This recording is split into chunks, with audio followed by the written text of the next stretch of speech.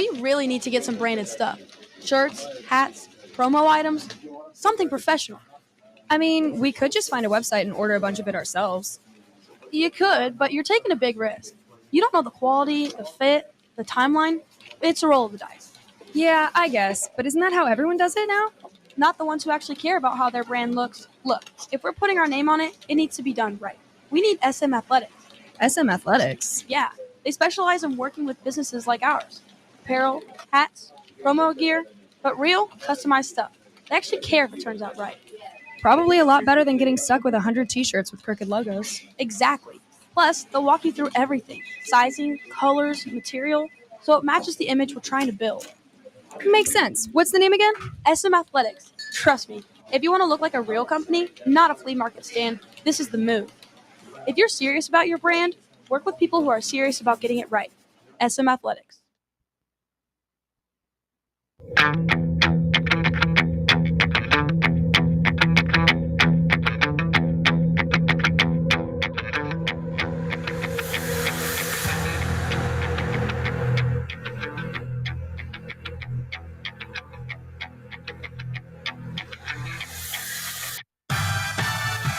And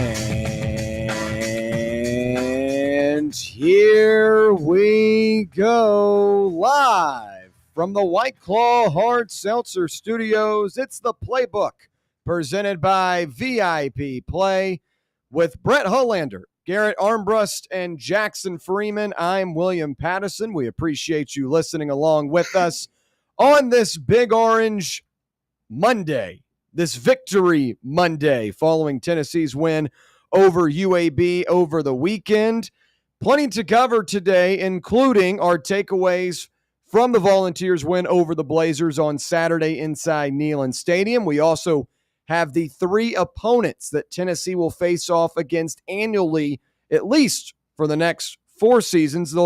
They came out and said that they're going to reevaluate things over a course of 4 years, but we had kind of heard rumors last week. I had gotten it confirmed later in the week on Thursday that Vanderbilt, Kentucky, and Alabama would be the 3 teams, and that is what On Three's Chris Lowe is reporting today. Obviously, tomorrow night,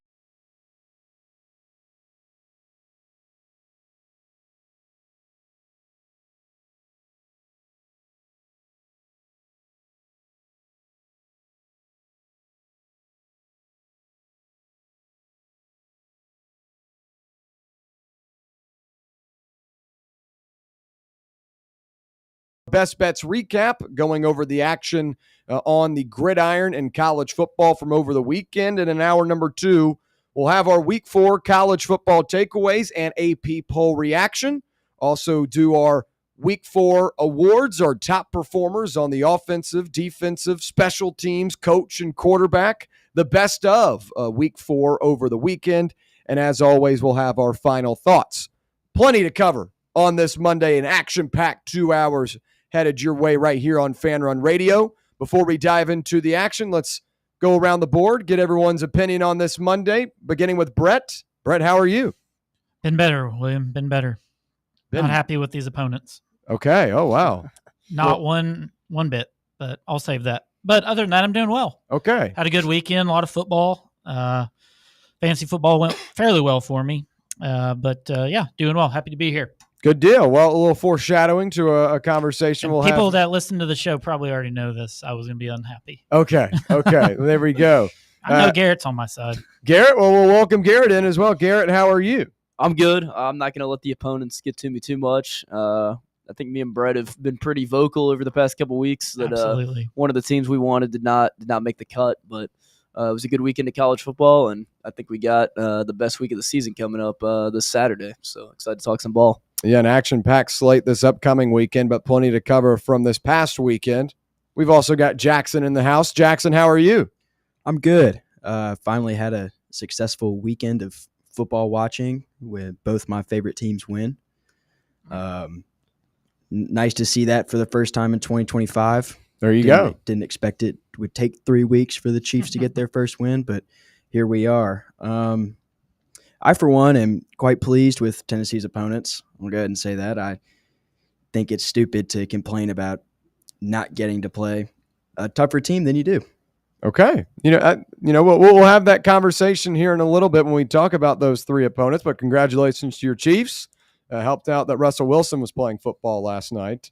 But we've got plenty to cover from Tennessee football over the weekend, as our first things first topic is the Vols blaze by UAB as senior quarterback Joey Aguilar fired touchdown passes to three different receivers and a trio of running backs. Also found the end zone as Tennessee jumped all over UAB early and cruised to a 56-24 victory in front of a crowd of 101,915 fans on Saturday afternoon at Neyland Stadium. The Volunteers improved to 3-1 on the season, yet are still 0-1 in SEC play, but will have an opportunity this weekend to change that record. And they produced touchdowns on 6 of their first 7 possessions against the Blazers, who dropped to 2-2 on the year, en route to a 42-7 halftime lead. And with the reserves taking over in the second half, Tennessee was able to cruise to a 56-24 win. And the Big Orange now has outscored its foes in the first quarter by an 83-7 margin over the first 4 contests. Very strong start from the Volunteers offense. The defense, a little bit of a different story, but we'll talk about that here in a minute. Beginning with my takeaways from Saturday, and I thought offensively, Joey Aguilar continued to look in rhythm. I thought it was really big this past weekend that you continued that start to the year that's been so, impactful and impressive, considering a guy that just, came in about 3 months ago to this program. He's continued to be dialed in. He continued to have a really strong start, completed his first 6 passes of the game for 117 yards and 2 scores.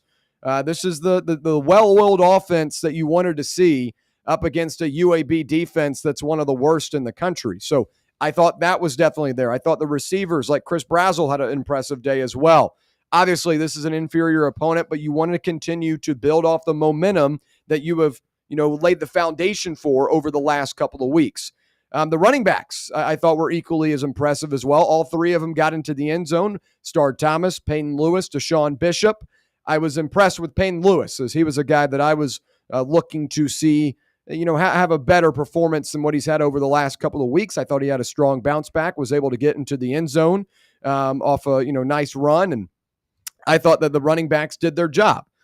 Offensively, in terms of the offensive line, I thought the O-line did their job as well. Not a ton of miscues there.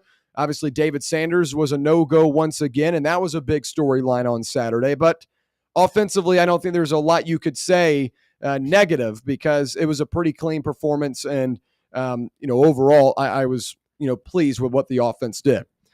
Now, the defensive side of the ball, a little bit of a different story, as you allow 24 points to a UAB team that, is gone up against Akron, Alabama State, and teams like that, and has been able to put up points against those teams. But, allowing around 400 yards to a UAB offense is, less than exciting. And allowing for UAB to get a couple of big-time plays off of missed assignments and poor communication is not a great sign. Tennessee was able to create a couple of impact plays. Caleb Beasley, I thought it was interesting. Last week we were talking about Trent Dilfer, how he used to coach at Lipscomb Academy. Caleb Beasley, one of the players he coached in high school, he ended up having a scoop and score off a punch out from Boo Carter. I thought Boo Carter had a much stronger second half than he did the first. But outside of that, one bright spot, I thought the defense, for the most part, kind of disappointed again. And there were a lot of guys out. No David Hobbs, no Jackson Moy. Those were guys we talked about last week to possibly get into action before you hit the road to Starkville.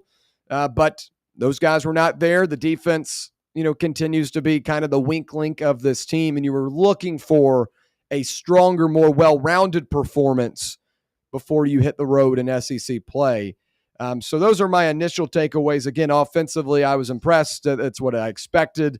The defensive side of the football, though, a little bit less than stellar. And again, continues to be the Achilles heel of this team. Garrett, your takeaways from Saturday's win over UAB?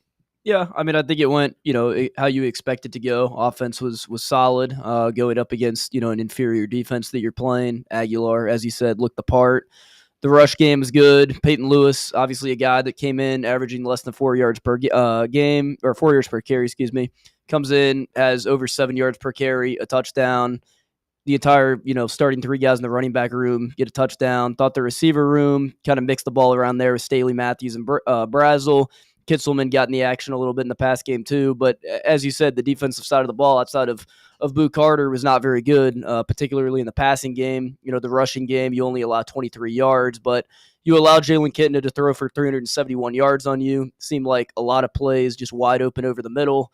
A couple missed assignments in the secondary. Definitely a little bit of a concern going into next weekend against Mississippi State. I would have thought that the secondary would have kind of fixed some things from the Georgia week. I thought that this would be a game when you would kind of get right and you would have less question marks going into the Mississippi State game, but I find myself almost having more question marks in the secondary now going into this weekend. Yeah, I mean, the secondary, another tough outing for them. There were a couple of blown assignments, blown coverages. Again, you were hoping to strengthen tighten a couple of those things up before you head on the road to take on the Bulldogs. But again, a little bit of a disappointment there. Brett, I'm sure you'll have an opinion on that.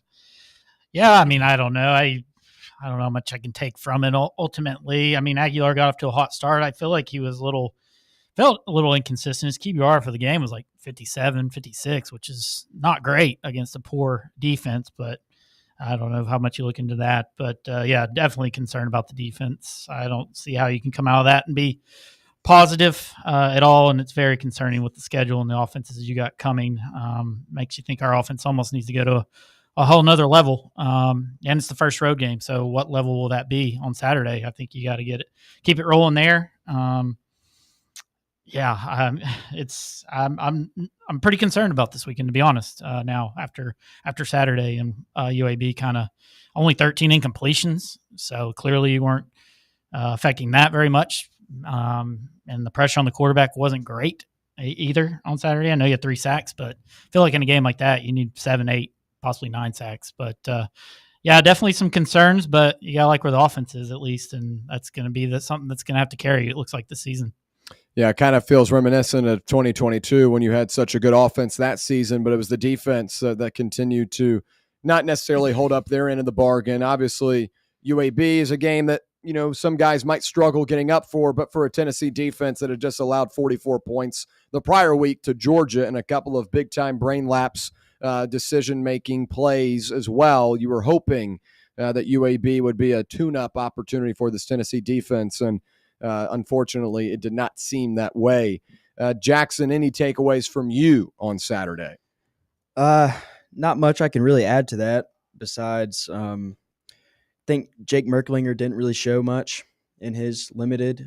I wasn't there for most of the second half, but I had heard some rumblings that he kind of he's garbage. Yeah, there you go. Would have liked to see the defense play a lot better considering who you're playing. But at the end of the day, a win is a win, and the Vols keep rolling. So, well, with his team's triumph, head coach Josh Heupel reached 40 wins at UT, becoming the 7th coach in school history to hit that mark. He is the first Big Orange leader to do so since Philip Fulmer, and saw his record improve to 40-16 overall and 20-3 in non-conference games, including 18-1 during the regular season. We'll focus on the offensive side of the ball and look at the offensive notes. Joey Aguilar goes 15 of 22 for 218 yards and 3 scores, with Peyton Lewis leading all rushers with 81 yards and a touchdown on 11 carries. And Chris Brazel recording team highs on the day with 5 receptions for 62 yards and a touchdown. All told, the Volunteer offense amassed 510 yards of total offense, surpassing what UAB was giving up on the season, 479 heading into the game. And then also 275 yards through the air, 235 yards on the ground for the Volunteers offense. It was a balanced attack. And, Brett, you mentioned that Joey Aguilar didn't necessarily grade well. I thought he came out in the first couple of drives and looked pretty pristine. I think there were a couple of, things you could have cleaned up on those following drives. Obviously, there was an INT involved in that as well. But, I think that the offense looked pretty smooth when Joey Aguilar was in command, outside of a couple of little nitpick things. I was more focused on the run game, and again, I go back to Peyton Lewis because we've seen what Star Thomas can do for this football team. You saw that against Georgia. You saw that against Syracuse. I think he's established himself as the running back one. But there was some discourse heading into this, this past game that, Peyton Lewis was not really a guy that deserved to be in the running back rotation, that it should have been, just a streamline of Star Thomas and Deshaun Bishop. But I think Peyton Lewis, showed that, he is still a valuable asset to this running game. And when you look at Josh Heupel over his time at Tennessee, he has always used 3 running backs. Even when you've had, Jalen Wrights in your backfield, Jabari Small was still a guy that you used in your running back room. Even, last year, Dylan Sampson was the SEC Offensive Player of the Year, but you still used Deshaun Bishop and Peyton Lewis. So I think it's really valuable to have 3 guys that you can lean on. Peyton Lewis has not had the best start to the season, but I thought on Saturday he made the most of his opportunity. Again, leading all rushers with 81 yards and did have that score. And I thought offensively, getting that from your run game, a consistent attack, was beneficial. And I also thought we saw a couple of creative plays from the offense overall. Now, there was one play on Chris Brazel's touchdown score. That play was run against Syracuse in the opening week, but was not able to, convert any yards, was not a touchdown. Ran the same play Saturday, and I thought you ran that to perfection, where Brazel was able to waltz his way into the end zone. Little stuff like that, where you improve week to week or improve on something that you did not execute on earlier in the season. I like to see that. And one of my favorite plays of the day was the shuffle pass. I called it the Star Shuffle, where Joey Aguilar did a little shuffle pass to Star Thomas, goes about 20, 30 yards into the end zone. And for a quarterback, those are easy plays that you get to just smile ear to ear on because you don't do a whole lot of work, but yet you get credited with a touchdown there for it. So I thought that was a creative play, something we saw a lot of in 2022. Those shuffle passes, those delayed plays, and overall it's tough to take a ton from a UAB matchup, as they're one of the worst defenses in the country. But I thought you saw some creativity. I thought you executed on a couple of things that you did not execute on early in the season.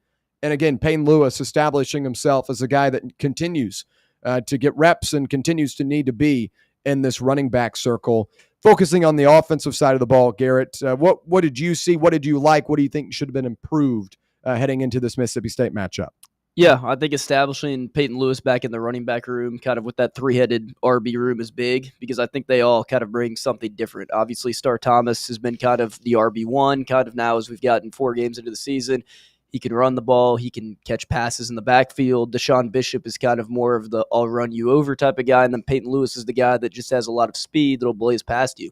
So to be able to have all 3 of those running backs be able to do different, versatile things, I think that's big. Obviously, what you said, the wide receiver room, Brazel looked good. Obviously, in the second half, a lot of those guys aren't playing as much as they were in the first half, but still, you did what you were supposed to. You took care of business. You scored 56 points. I don't think you can complain too much. You could, I guess, put a little bit of stock into the Joey Aguilar QBR. The interception was a ball that tipped off. I don't know whose hands it went off of, shot straight up into the sky. That was kind of, just an unlucky play. But 15 of 22 for 218, 3 touchdowns. I don't think you can complain too much about that. Any offensive notes for you, Brett? I think you're going to see that you're going to miss Sampson, because there were times when I felt like the running backs missed the hole. I feel like Star Thomas has the ability to jump shift or whatever, but the other guys just seemed like power backs.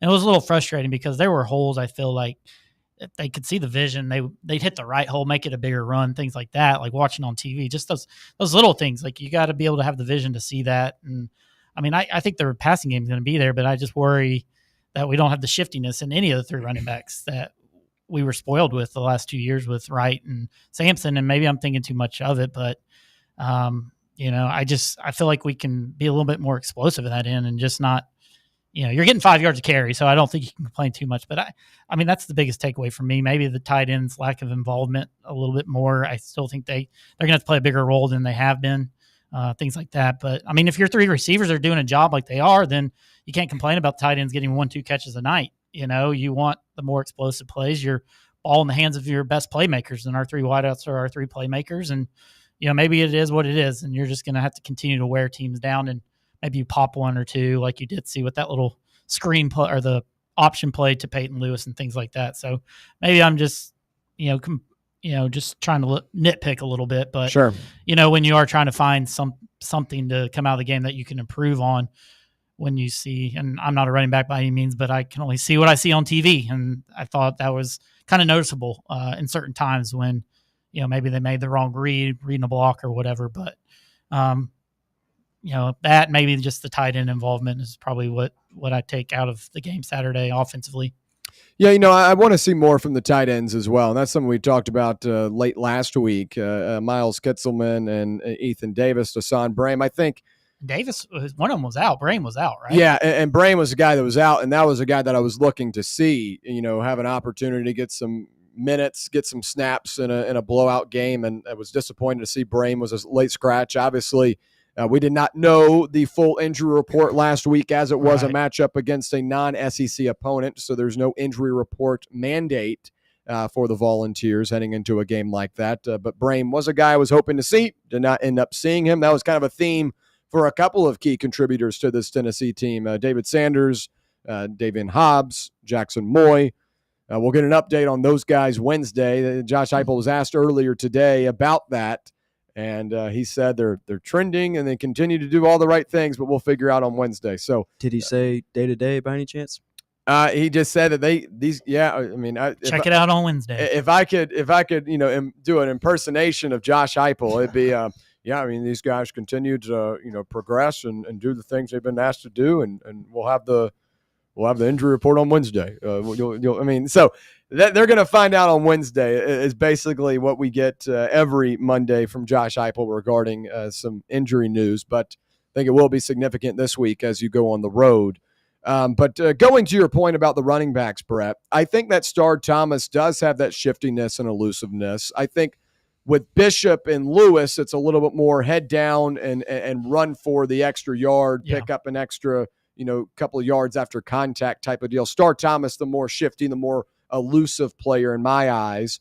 You can go back and look at the tape and maybe see a couple of different holes missed here and there. And hopefully that's stuff they're looking at this week in anticipation for a SEC road matchup where you're going to have to be able to run the football and have to be able to execute in that fashion. So, again, nitpicky stuff. But, again, I would have liked to see more out of the tight ends, and maybe that's something you see this weekend, a wrinkle that is yet to really be ironed out so far early in the season for the Volunteers offense, as good as it has been. Defensively, sophomore defensive back Boo Carter led all tacklers with a career-best 9 stops, including 6 solo tackles, and had 3 tackles for loss, a sack, and 2 forced fumbles. He was all over the field on Saturday and ended up getting a game ball from Josh Heupel following the game.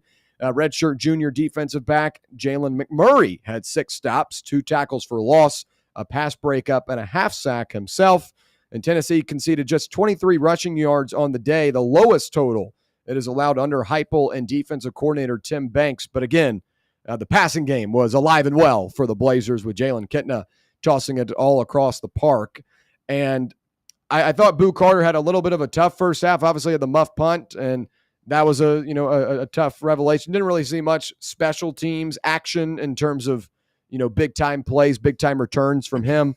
But I thought he responded well from the mistake in the second half. The punch out fumble was really big from Carter, was able to get in the backfield and have a sack, which is something in that opener against Syracuse. He had a free shot at Steve Angeli and wasn't able to execute there. I thought Saturday being able to get in the backfield and close the deal was important. I thought he looked good in that second half, and I think that's a guy that you're going to need a lot of this upcoming weekend. Just the playmakers, as Mississippi State has a couple of good receivers. Blake Shapen, obviously a strong quarterback, is one of the most underrated guys in the SEC at that quarterback position. So you're going to need guys like Boo Carter to be flying all over the field and be available. Andre Turrentine had an interception. He was the highest graded defensive member on Saturday. I thought he bounced back from a couple of bad missed tackles and bad tackle angles that he had against Georgia. Obviously, getting an interception is going to boost that grade a good bit, but I thought he played well Saturday as well. And, Edwin Spillman continues to impress me week in and week out. I think, we did so much talk this offseason about Arian Carter and Jeremiah Thielander. It's easy to forget a guy like Spillman. But so far, I think he's established himself as maybe the best linebacker in the room with the way he continues to play. So a couple of, specific performances there, but overall as a group, you cannot have the type of breakdowns in the secondary that you had on Saturday. That has got to be improved. And the tackling and just the little things, the execution things have got to be improved against the Bulldogs, because this is a group that can do it at all three levels. They're a very efficient running team on first down. And, they do that with Fluff. I can't remember his last name. Bothwell. Yeah, Fluff Bothwell, the transfer from the group of 5 level that's done such a great job this season. And, they get a lot of chunk yards on that first down with him. And then they're able to really open up their passing game. That gives Blake Shapen an opportunity to get it down the field. Defense has got to be at their best this weekend. You were hoping to tune some things up, some strong individual performances, but I still say as a group, there is still work to be done. Would you agree with that, Garrett? 100%. I mean, it was nice to see Boo, back on the field playing. Definitely his best game of the season. 2 forced fumbles, a sack, 3 TFLs, 6 solo tackles. It was kind of all over the place there. So that was nice to see. Thought Jalen McMurray had a nice game. But like you said, the secondary just the breakdowns in the secondary just cannot happen. In the fourth quarter, I believe, you have the busted coverage on the corner, and you think a safety's coming over the top. There's nobody there. It's a wide open touchdown for UAB. And it just seemed like the middle of the field was wide open, way too much. I mean, Jalen Kitna obviously is a better quarterback than you're going to face most Group of 5 schools. I mean, former Florida quarterback, ended up having a situation there, goes to UAB, but 38 for 51, 364 yards. Like I said, a lot of just slant routes in the middle of the field, wide open, that you just weren't able to guard. Giving up 38 completions to UAB is just it's not going to cut it. As you said, Arizona State came into Mississippi State, and they have a very good defense, and Mississippi State was able to score a lot of points on them. So that just kind of concerns me a little bit. Yeah, defense going to have to be improved. As you mentioned, Mississippi State already with a top 25 win at the time, as Arizona State was the 12th best team in the country when they traveled to Starkville and took on the Bulldogs. Mississippi State had a very strong first half in that one, was able to hold on with some late-game heroics from Blake Shapen. This is a good football team and has exceeded expectations early on in the year. You're going to have to be better defensively as a unit. Brett, anything to add to what Tennessee did defensively on Saturday? No, not really. I mean, you guys nail on head. I mean, it's hard to say how good of pass defense Mississippi State has. I mean, Levitt really struggled passing the ball against them. I don't even think he threw for 100 yards.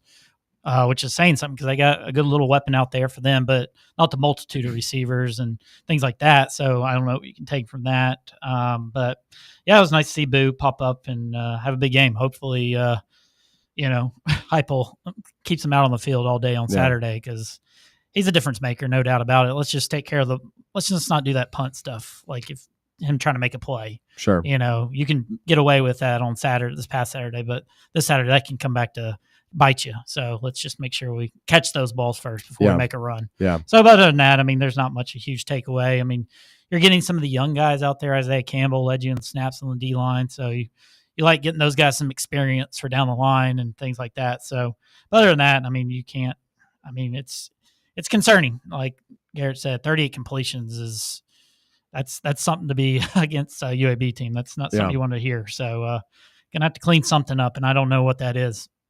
Well, we'll check the YouTube live chat real quick. Buck says, I'm at every home game. I'm right behind the Tennessee bench field level. And what I saw and heard, the second and third stringers wanted to sit in the AC. Second half was trash. And Tennessee did have a couple of blown coverages. And yes, Tennessee up 42-7 at the half, winds up being 56-24 to end the game. Second and third stringers could not get it done against UAB. But I thought, as we move on from this game, I thought the funny moment of the day was Trent Dilfer pulling out his phone right before kickoff and taking a picture and a video of the. Was that before the game, you said? Yeah. There was a reasoning behind why he did that, though. Really? Yeah, so I think it was his daughter was giving birth. And so he was showing her, he couldn't be there for the birth or something. Okay. So he was trying to show her the stadium. That was what I heard from UAB Twitter. Okay. Interesting. Well, good context right there. I thought he just was taking in Neyland Stadium. Hey, we covered the spread. Well, no, yeah, I thought he was just trying to take it all in. Well, good context there from Garrett. Good stuff there. But overall, Tennessee gets it done. Some improvements to be made defensively, and now it's time to get ready for Mississippi State. When we come back, we'll take a look at the Tennessee test on the road this week and also talk about the 3 annual opponents that Tennessee has been tasked with for the upcoming seasons: Kentucky, Vanderbilt, and Alabama. We'll break it down when we return right here on Fan Run Radio. For the fans, by the fans, this is Fan Run Radio, Knoxville. Attention service members and veterans. Introducing the Griffin Law Firm, your trusted ally in military legal matters. From court martials to benefit claims, at Griffin Law, your mission is their mission. Here's VFL Marshall Griffin. As a veteran and retired military attorney, I've successfully defended lifelong benefits and helped preserve professional futures. So I know that when you hire a military justice lawyer, you maximize your chance to get relief. With my unique experience, I can advocate for you because there's no military matter that's too big or too small. Let us help you make these critical decisions that could affect the rest of your life. Remain silent. Request counsel. Call Griffin Law. For a free consultation, call 888-707-4282. That's 888-707-4282. Or just visit griffinlawdefense.com. The number one problem we see at our clinic is delaying treatment. ED can get worse. Book your appointment right now.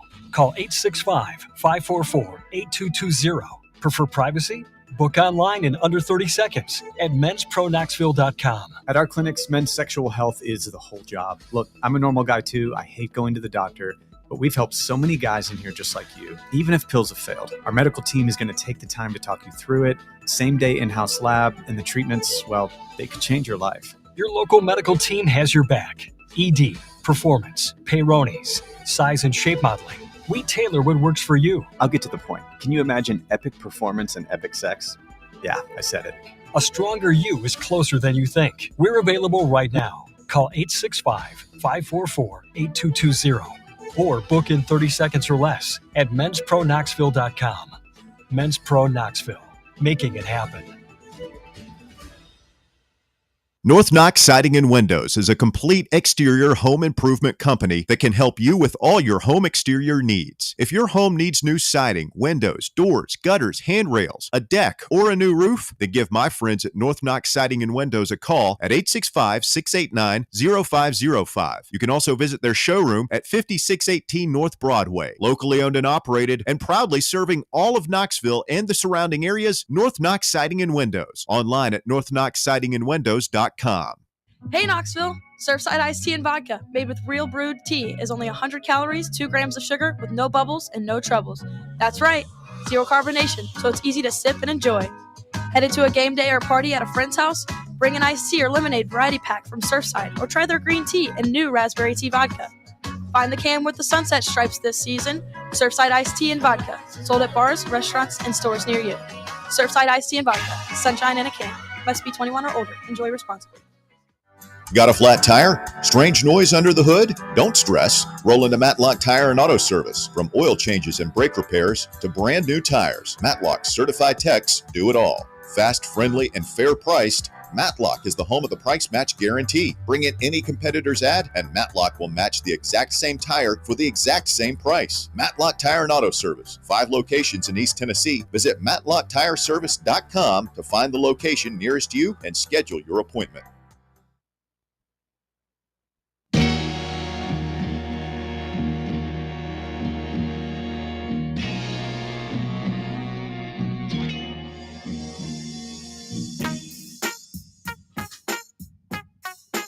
All right, back here on the Playbook, presented by VIP Play. We appreciate you listening along with us, whether it be on the free Fan Run Radio app, 105.7 FM or 1340 AM here in K-Town on the local dial, or on the X/YouTube live stream. However you're listening or watching, we do appreciate your time. Let's switch now to the matchup this weekend, Tennessee and Mississippi State. The Vols right now 7-point favorites on the road against the Bulldogs. This has dropped 3 points since coming out last Thursday at 10-point favorites. And this is starting to shape up to be what feels like a possible Josh Heupel road letdown game. And before we get into these 3 annual opponents, as I'm sure we'll have some debate about that, is this setting up to be one of those weekends for Tennessee football under Josh Heupel? Josh Heupel has done so much for this program. He's brought it back. He has, brought success in 10-win seasons and college football playoff appearances. But the one Achilles heel that he has had during his time with the Volunteers is that one road game that you expect to win, and you come out of it and say, how the hell did we just lose that? Last year against Arkansas, a prime example. Tennessee was around a 10-point favorite heading into Fayetteville last year, and coming out of that game, it was, what did we just watch? How did that happen? Just sloppiness and boneheaded penalties and poor momentum management. You wind up watching the opposing fans crash the field. We remember a couple of years ago, South Carolina, you're just 2 games away from a ticket to the college football playoff, and you allow 63 points to Spencer Rattler and company in a night game inside Williams-Brice Stadium. There have been multiple instances of these letdown road games before, and it kind of feels like if there's going to be one on your schedule this year, it could be Mississippi State on Saturday, a team that's undefeated, has already knocked off a top 25 opponent this year in Arizona State. Blake Shapen, a very underrated quarterback in SEC play. And, as we've talked about, this is a group that has a lot of playmakers on this team. I'm not saying it's going to be the one, but I feel like if there was a certain situation that would set up for a Heupel road letdown, it would be Saturday. Garrett, would you agree with that?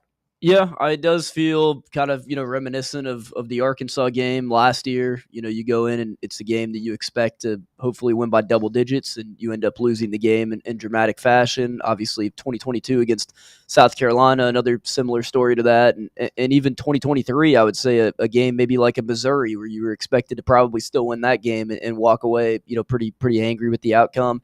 As you alluded to a minute ago, they have a very good offense. Obviously, Blake Shapen, when he's healthy, is a top, he's a mid-level quarterback in the SEC, even top mid-level if he's playing his best. And then you have a 2 running back room of Fluff Bothwell and Devon Booth, who both are averaging 4 yards per carry. Bothwell was incredible at South Alabama last year. He's transferred up and has played really well this season. And then in the wide receiver room, you have guys like Anthony Evans, who was at Georgia, and he has over 230 receiving yards this year, and Brennan Thompson, who's a big deep ball threat, spent time at Texas and Oklahoma before being at Mississippi State now, and he's a guy that can get open and has multiple plays downfield this year where he's caught deep passes. He was the one that caught the late game touchdown to beat Arizona State there in the last couple minutes of the game. Obviously, their defensive side of the ball is kind of where preseason there were concerns for their team that, up front, they may not be as good as other teams, but what they did to Arizona State shows you that they can beat anybody. They've already probably reached expectations of what people would have expected them to reach before the preseason. So this is a team that you definitely can't take lightly, especially what they have on offense and what you've shown on defense. All right, real quick. I got tipped off on this about 2 hours ago. Breaking news. Auburn head coach Bruce Pearl is stepping down as head coach of the Auburn Tigers.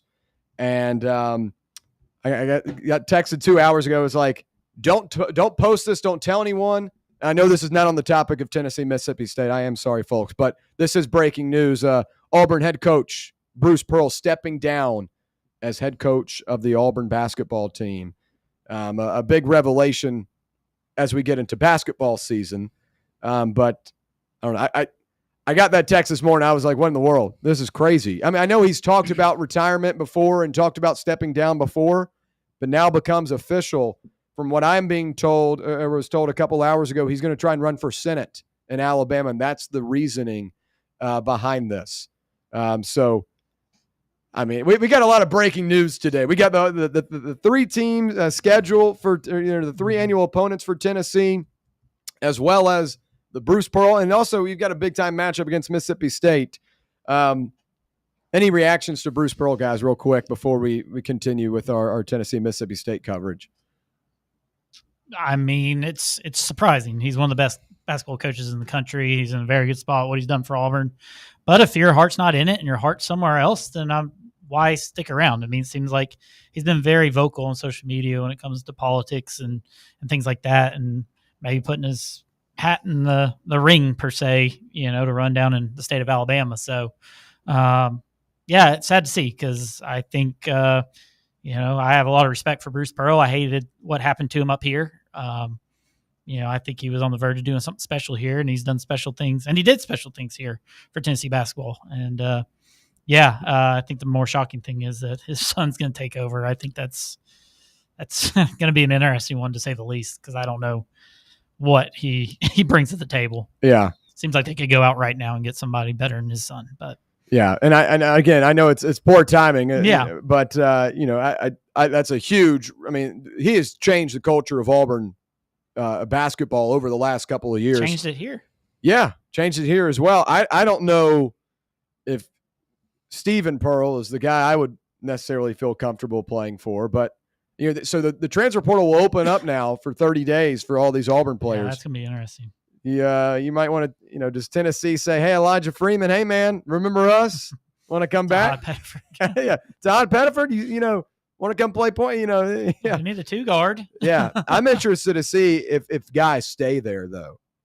What do you have, 30 days? Is this the same as football? Yeah, 30-day portal window. Yeah. So, it's an odd time to retire. I mean, you would have thought if he was going to do it, he would have done it, more than a month. Well, if he's going to run for something, I wonder if election time of year, he's got to start planning for that type of stuff. Yeah. No, and maybe that's why his son maybe is going to be kind of more of an interim role. This is just maybe a 1-year thing. I mean, I don't know. I would just think that you would probably try with, your money that you have in basketball and what you've done, you would try and go out and get someone that's a little more high level. But, I mean, it's the end of September, so maybe you have to wait till next year to do that. Right. Yeah, I'm trying to I got to post all the graphics out for Fox. But yeah, I mean, that just a crazy revelation. I didn't believe it when I got the text earlier in the day, and now it's a reality. A tough break for Auburn basketball. Stephen Pearl, that's going to be something to watch. All right, going back to the Tennessee Mississippi State matchup before we talk about these 3 common opponents. I think that it is setting up to be a really tough spot for the Volunteers on the road. It's a 4:15 kickoff, but that's going to encroach into the night. And as the night goes on, the drinks start flowing a little bit for the crowd. Those cowbells might get a little bit louder. They might start ringing them a little bit into the play and stuff like that.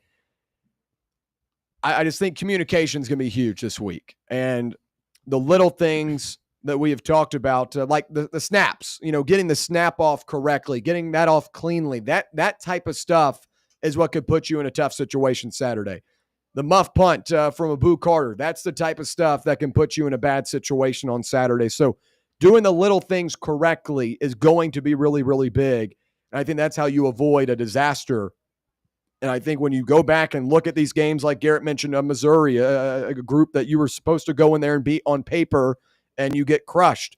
Arkansas last year, there was no reason to lose that game, as Arkansas was a middling team in the SEC. You disagree with that? Well, no, when I was going to say, even 23 maybe against Florida, like Florida had just gotten manhandled by Utah. But, so you felt pretty positive down there. I don't know if you call that much of a slip up because just of our past history in the swamp and things like that, but I mean, I just kind of think of that one possibly as a slip-up game, too. Yeah, most definitely. Because they ended up being terrible that year, if I'm not mistaken. So, and maybe you have another maybe that might set up that way again this year, just in a reverse order of when you play them. But specifically looking at Mississippi State this weekend, Brett, do you feel like this is the trip-up spot for the Volunteers? 100%. I'm worried about any team with an offense right now. I mean, I've got no reason to think that we aren't going to need 30-plus to win this game. They've got 2 playmakers on the outside, and that scares you. Blake Shapen's a Gunnar Stockton type guy, and I haven't seen Joey go in an SEC environment yet. Mm-hmm. Everything's been comfortable at home in a neutral site. I know he's played in road games before, but this is the biggest game that Mississippi State's had down there since when, Yeah. This is going to be electric. And I think the fans are going to come out in full force. The cowbells are going to be out in full force, which is different than just crowd noise and clapping. Yeah. I mean, sometimes clapping can be different, but when you're just ringing a bell. So this one definitely has slip up written all over it. And speaking of those cowbells, Buck chimes in on the chat. I had a thought. If Mississippi State can do cowbells, why can't Tennessee do boat horns? You talk about loud, and it ties into the Vol Navy. I like that. I mean, why can't Oregon do the duck call? yeah. Let's, artificial Get noise those things maker. like in the World Cup. Yeah.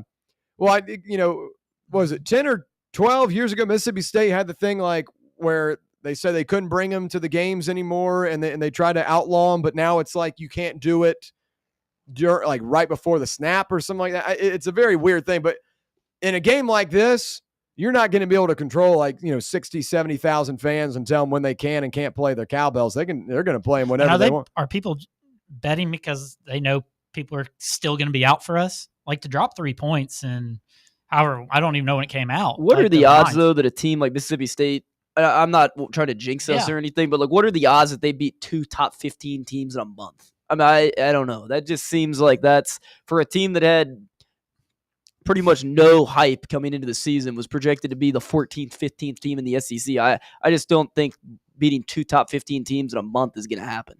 What are the odds, Jackson? I want to say very little. I don't think Arizona State should have been a top 15 team when they went into Starkville. So I think that stat alone should be have a big old asterisk next to it. I think the Vols get lucky. This isn't a night game. It is a later start, so by the end of the game, it will be night. But I think that will benefit them somewhat. It might not be a lot because, as you said, I mean, they will get their drinks down, and down in Starkville, they like to drink. Those cowbells will be rowdy, but yeah, I don't know that I could imagine Josh Heupel losing just another give me road game without there having to be some uncomfortable conversations. I mean, this would give you 2 losses 5 games into the season, which means you have to play pretty much perfect. I mean, UAB threw for 400 yards against us. Yeah. That's very concerning. I'm not saying I don't think it won't happen. I'm saying I don't. Unless you get McCoy back or something. I don't think you can get through this game and it be a loss and just continue next week like everything's just hunky dory. I'd say if they lose this game, time for a tough. I think you also Arkansas last year. I feel like you lost a little momentum because you had the bye week between. Like maybe coming off. I don't know. Maybe I'm just thinking of an excuse because we found out Nico was gone to UCLA that whole week or whatever before leading up to the game. So our mentality wasn't right, and I think maybe it's different this time around. And but we've seen it. It's a pattern, and these things happen under Heupel. And he's I don't know. I just don't feel good right now. Yeah, it will definitely continue to be a storyline throughout the week. When we come back, got to take a quick break real quick. When we come back, it's our best bets recap, and then in hour number 2, we'll talk about the 3 opponents for Tennessee football and the future. Also continue to talk about this developing news of Bruce Pearl. Stay right here. It's the Playbook presented by VIP Play on Fan Run Radio. Catch up with all things Fan Run by subscribing to our podcast feed. Like, rate, and download the show from the Fan Run app or wherever you get your podcasts.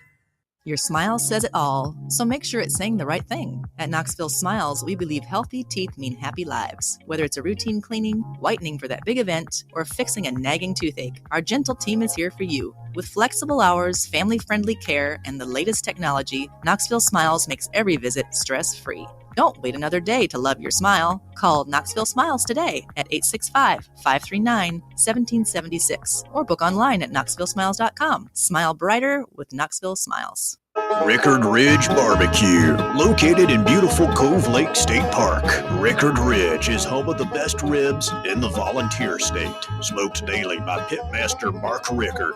The barbecue at Rickard Ridge is mouth-watering, fall-off-the-bone delicious. Take the scenic drive up I-75 to exit 134. For directions and to look at the rest of the menu, Visit Rickard Ridge online at rickardridgebbq.com.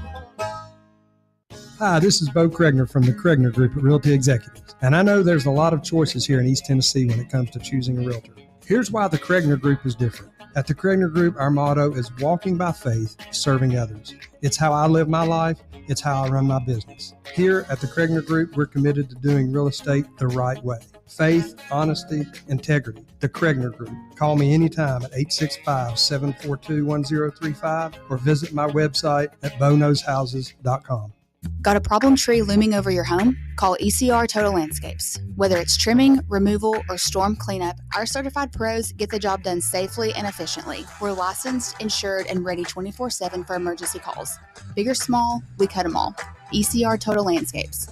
Call now for a free estimate, 865-384-2012, and mention promo code FANRUN for free stump grinding on any tree removal now through the end of the year. Also, visit us at ecrtotallandscapes.com. Hey folks, if you're in need of a lawyer, you need to call my friend Jerry Givens. I've known Jerry since high school and can personally vouch for him. He's East Tennessee through and through, and if you're going through a divorce, bankruptcy, or a DUI case, you'll need someone you can trust on your side to help you navigate the local legal system. You can trust Jerry Givens. Call the law offices of Jerry Givens today at 865-801-9250 to schedule your free consultation. That's 801-9250. Dick's House of Sport at Westtown Mall is a destination devoted to sport, and it's your destination for exclusive events and experiences. Come visit a store like no other. Check out our 40-foot rock wall, golf performance center, Hit Tracks batting cage, and outdoor turf field. You can now rent our space for private events and birthday parties. Learn more about our events and exclusive product launches on Facebook and Instagram at Dick's House of Sport KNX. Dick's House of Sport, proud partner of Tennessee Athletics.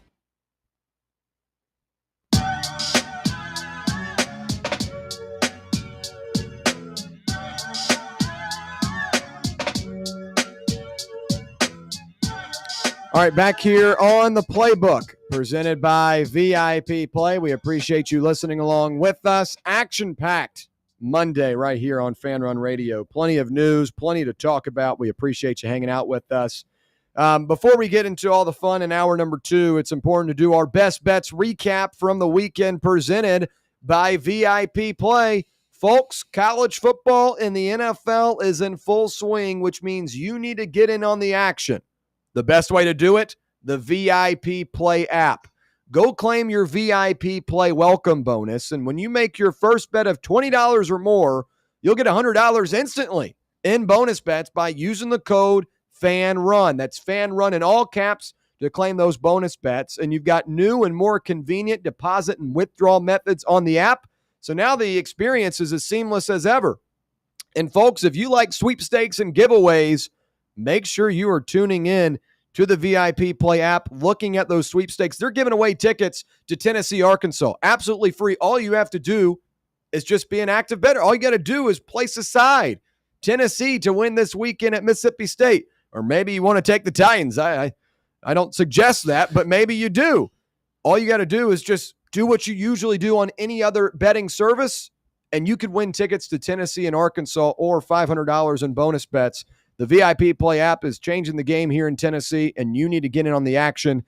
Gambling problem, call 1-800-889-9789. Must be 21 years or older and located in Tennessee to bet.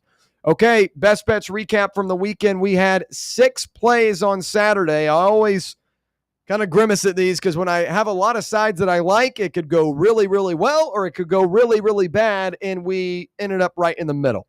I had Memphis plus 7.5. They win outright. A big-time win for Ryan Silverfield and company. I thought the defense stepped up and put a lot of pressure on Taylon Green in some critical moments down the stretch. And even if Arkansas had punched it in late, we still would have covered the 7.5 number. Big-time win for the Tigers. We covered the 7.5. My disappointment of the weekend, Utah. They got shellacked by Texas Tech. Devin Dampier, a guy that I gave a lot of credit to, did not have a good outing for the Utes, and they get embarrassed at home, lose 34-10 to Texas Tech. But again, that's one of my system plays, and the system overall went 2-1 this weekend. We'll talk more about those other ones, including Oklahoma minus 6.5. It wasn't pretty. It wasn't the prettiest cover in the world, but my golly, was it fun. when Jackson Arnold got sacked by our Mason Thomas in the end zone, resulting in a safety, and we cover the 7 points. We had 6.5. A beautiful way to cover on Saturday. I jumped out of my seat for that one. That was big. Nebraska plus 1.5. The drought continues. Multiple opportunities early in this game to put points on the board, and they were stalled out by a missed field goal and a fourth down conversion on the 5-yard line that was about a yard short. But they fought in this game. They had opportunities, but overall could not get it done. Kind of the story of Nebraska over the last 10 years. Brett, I'll give you credit. You were right on that one. You were telling me. He wasn't bad though, Raiola. Raiola played well, and the Hail Mary was. I mean, it kind of went both ways. But like they had 2 possessions in the red zone to begin the game, couldn't get it. Couldn't get in the end zone, couldn't get any points, and then you also get the Hail Mary. So it was a little bit of a yin and yang there. Florida plus 8.5 had a good number here, and for a second, wrong team. This one, hold on.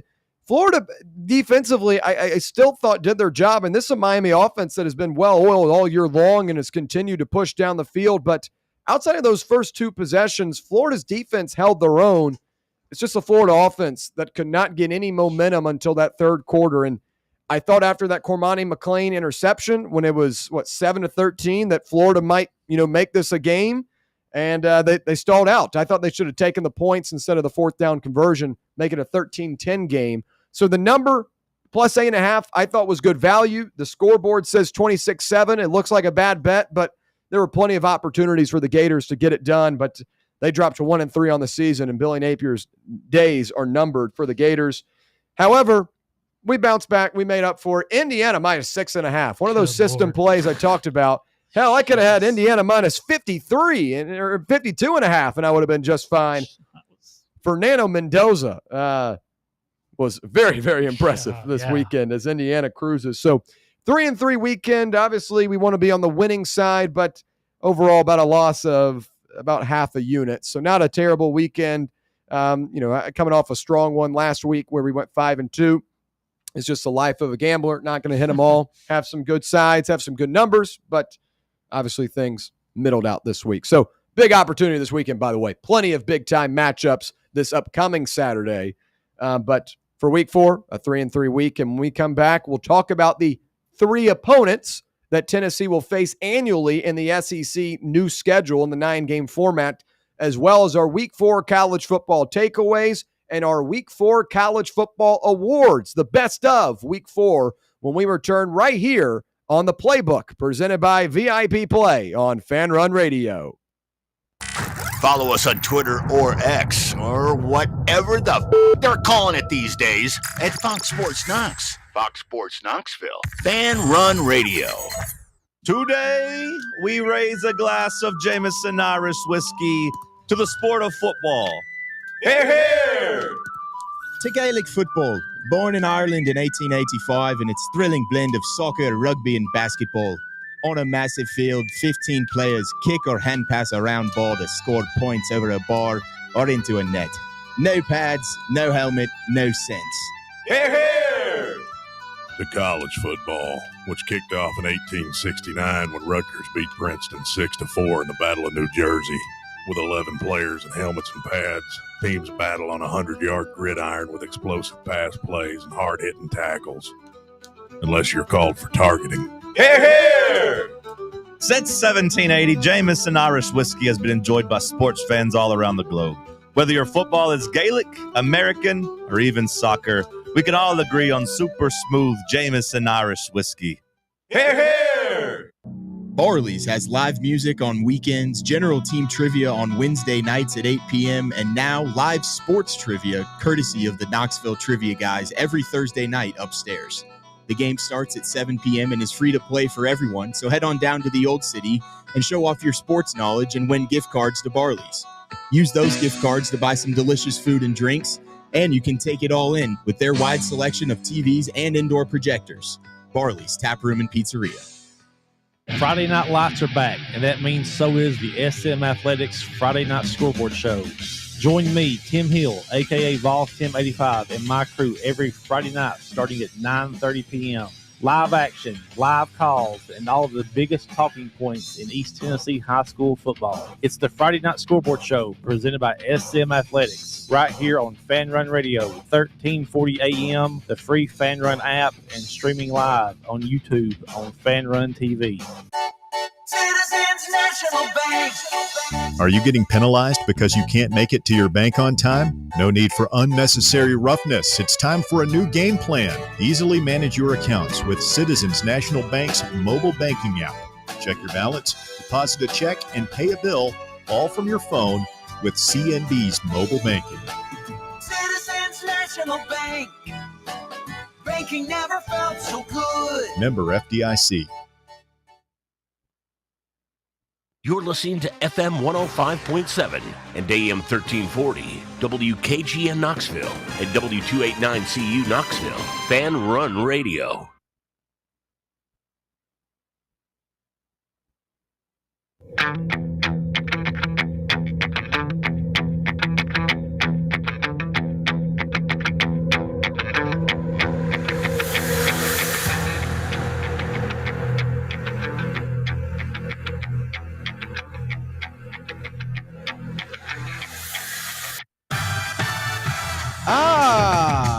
Here we go. Hour number 2 on a Monday, live from the White Claw Hard Seltzer Studios. It's the Playbook presented by VIP Play with Brett Hullander, Garrett Armbrust, and Jackson Freeman. I'm William Pattison. We appreciate you listening along with us. Great stuff in hour number 1. We'll continue it here in hour number 2 as we talk about the 3 annual SEC opponents that Tennessee will match up against over the next couple of years. That was officially confirmed today by Chris Lowe of On3. And we'll also talk about the best of Week 4 of college football, our takeaways, as well as our Week 4 awards. Plenty to cover in hour number 2. And again, we have some breaking news today, some developing news. Bruce Pearl stepping down as head coach for Auburn basketball. It's unofficial yet what he is planning to do going forward, but from conversations I've had earlier in the day, seems like he might be switching it up and getting into politics. Stephen Pearl is going to be the interim coach for Auburn, and there's also going to be a 30-day transfer portal window. Now, what's interesting about this is that Elijah Freeman for Auburn was a Lincoln Memorial transfer and was in between Auburn and Tennessee this offseason. It's tough right now because Tennessee's roster is full, but man, I would have loved to see Elijah Freeman in orange, in the correct orange, that is. But with the addition of Ethan Berg, the Israeli point guard, you now have no spots left on the roster. So I don't think that you're going to be able to see, Elijah Freeman come play for Tennessee. But a big-time development, if only he knew that Bruce Pearl was not going to be there when the season tipped off. I'm interested to see who stays on that team. Some really talented players. But, I mean, Stephen Pearl isn't Bruce Pearl. And I feel like that changes a lot of things up. But big-time developing story today in college basketball. But, folks, it's college football season. Let's get back to it. Tennessee's 3 SEC opponents that will be played annually, at least for the next 4 seasons: Alabama, Vanderbilt, and Kentucky. Those 3. I am not surprised. I feel like this is what was going to be set up. Alabama and Tennessee have a deep rivalry. Kentucky considers Tennessee to be their biggest rival. I think you have to put Vanderbilt and Tennessee together with them being so close in distance and in the same state. I'm not surprised by this. Obviously, you wanted to see like maybe a Georgia or a Florida just in terms of the big game factor. You got to keep in mind, folks, there are going to be 6 other games added. I feel like the SEC is going to want to have some of these big games still being played. And the same goes for like an Alabama that doesn't have LSU as an annual opponent. Like, I think you're going to see stuff like that still continue, but it won't be like they're going to try and get as many of those games in as possible. But again, to some people, they're disappointed today. Brett, you did not sound too. Yeah, this is a joke. Okay. Kentucky's not a rival. I don't think Kentucky is a rival for Tennessee, But for Kentucky, But you got to go both ways. It's got to be a rival for both teams. You can't just. Well, who's Kentucky? Florida for us. It should have been the third one. Who's Kentucky's biggest rival? Then? Nobody. But if you had to pick in the SEC, who's their biggest rival? I don't know. For football, I have no clue. I really don't. Maybe Vanderbilt. Maybe it's South Carolina. Tennessee is Kentucky's biggest rival. Well, then let's play them, and like you just said, let's play them every other year. I know, but what they're doing. Don't give me this. Oh, they're our oldest rival. Well, I don't want to hear that. I know, modern but college football now. What the SEC is trying to do, they were trying to They're pair soft. at least a. Like Alabama should be playing LSU each year. Don't give me Mississippi State and Alabama. No point. I don't disagree, but for Kentucky, Tennessee is their biggest rival. I knew I have. Obviously, they're going to do this. I mean, I knew they were going to do this. They'd be stupid. You know, why give us Tennessee at the Swamp? Why give Florida up here in Neyland? Makes too much sense. Let's have this big matchup at Kroger Field year in and year out. Sounds great to me. I don't push back on it, but also if you're a Tennessee fan, you've got to like that you play Kentucky every year. Like why? Okay, I mean Kentucky. Why do I have to like that we have to play Kentucky every year? Because that should be an easy win. Is why. That's not a reason. I mean, in terms of schedule, Vanderbilt and Kentucky on your schedule. Playing Kentucky year in, year out is my least favorite game on the schedule, year in and year out. No doubt about it. It's a joke, is them putting this in there. You even Google it, and it'll tell you that Florida's a bigger rival than us. I'm not saying I disagree. I'm just saying. Who would you rather see? Well, and don't say easy win. Who would you honestly rather see? I mean, I think Tennessee, Florida has a little bit of a deeper history. Florida's about to fire their coach. Saban's not at Alabama anymore. Tennessee, Florida has a deeper history. I'd say Tennessee, Georgia does as well. Or maybe not a deeper history because Kentucky and Tennessee do go back very far. But at least in terms of a more engaging history in the recent years, I think Tennessee and Florida and Tennessee and Georgia, ever since the early 2000s, even late 90s, are better matchups. And I'm partial because Florida's number one in my book when it comes to football and rivalry, even more so than Bama. Like, I hated Florida. Most of the years it was for the Eastern Division. You lose to Florida, third game of the season, most Saturdays, you couldn't get over the hump and you weren't going to Atlanta. The one year we did beat Florida, 98, we went to the national championship and won it. It was an important game. It was the biggest game on the schedule for me. And that's where my heart is in this whole situation. Kentucky does nothing for me in football. Zero. I don't disagree, and people in the chat agree as well. Kentucky and Vandy don't do anything for Tennessee football. Vandy's fine. I don't care. I thought Vandy because that's the in-state one. Yeah. I understand why they do Kentucky. Yeah. Played them since 1893, I think. It's garbage. The way that I guess you could push back on it, a counterpoint would be what we've done to Kentucky over the past 25 years is kind of what Florida's done to us the past 25 years. Now, I hate to say that as a Tennessee fan. I don't like going to Kroger Field. I don't think it's that engaging of a matchup. It's not. I would much rather play Florida as well. But this is the expected three that you could have bet any amount of money that this was going to be the expected three. But here's the thing. You're still going to get a lot of big games. Tennessee's going to have to play Texas next season. You're going to have to play. You're probably due to play Ole Miss again. Yeah, you'll play Ole. You're going to play everybody. You're going to play a lot of good. But that's the thing. Like, so you're. It's going to change in 4 years. So you're still going to play a lot of good teams. So just like, if anything, you get a couple of bonus wins. You get a couple of easy ones. You hope. And Tennessee's still going to have to go up against really good teams. So I think like the annual three opponents.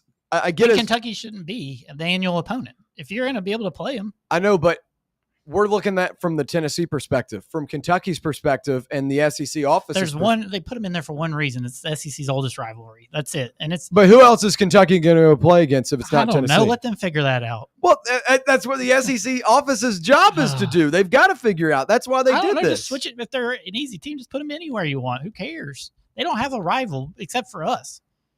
That's it. That's what you just said. I know, that's but that's why it. they did But they're not our rival. I don't know why we need to play them. I guarantee Florida fans consider us a rival. I guarantee you Tennessee fans consider us a rival to Florida, more so than Kentucky. I talked to a couple of Florida fans this morning, and they thought that Tennessee would be one on their schedule as well. But I think there are a lot of when you have 16 teams in the conference and some of them don't have as much history, you've got to kind of plug and play. And like there were a couple of matchups that just had to go away to allow for other teams to have, respectable matchups or like what could be considered a rivalry or a close proximity matchup. It's tough. I mean, it's a tough gig. 16 teams, and you got to pick three annual opponents and divvy that all up. I'm not saying that I believe that Kentucky is a stronger rivalry than a Georgia or a Florida. I'm not saying that. But I thought this made the most sense when you looked across the SEC and asked yourself who's going to get what. So, again, I'm not saying I love the Kentucky matchup, but I don't think they had a choice. No, I agree. I mean, if you're looking at it from, it's the longest rivalry that you've had. They're 2.5 hours north of here, proximity wise. That's part of what they're looking at too, is regional proximity, and I think that was a key reason why they did that too. You have two teams that you're playing that are within 2.5 hours of you in Vanderbilt and Kentucky, and then you get your Alabama game. Albeit, I will say the Florida game too, the rivalry obviously doesn't go back as far as the Kentucky game, but there's just been so many good Florida games over the years. Even those games even the ones we lost down there. Yeah, even the ones epic. that you lose in, the mid 2010s, like those were great games. You just happen to be on the wrong side of it. We're beating Kentucky's best team by 40 points. They win 10 games, but we beat them by 40. The only time they beat us was when JG decided he was going to play for them. Again, I'm not pushing back on the fact that Tennessee, Kentucky is not as entertaining. It's not as big of a deal for Tennessee fans. That's why they played on Halloween. It's scary that they do this. It's horrible, man. I know, but I'm just saying, Brett, you've got to look from the perspective of the SEC I don't office. have to look at anything. I can be mad about this. I'm mad. Okay, I can tell. This is stupid. I can tell, but I'm just trying to play devil's advocate here and play both sides and explain. Fine. There's nothing I can do about it now. They didn't want to hear from me.